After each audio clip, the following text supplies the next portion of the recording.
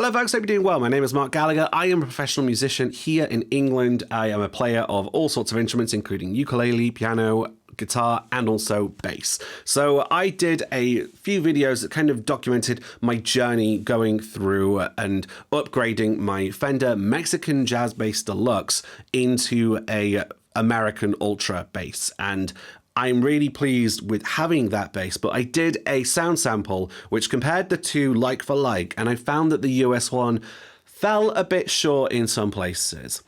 The culprit I found was the strings. The seller who I bought the guitar from, it was strung with DR neon strings, which looked fantastic, but also I didn't really like the sound. I replaced the guitar with D'Addario strings, and honestly, can really feel the difference. I've already done another video just yesterday at the time of recording where I have compared directly the DR strings versus the D'Addario ones. Go watch that video if you haven't. Watch all my videos. Send me presents.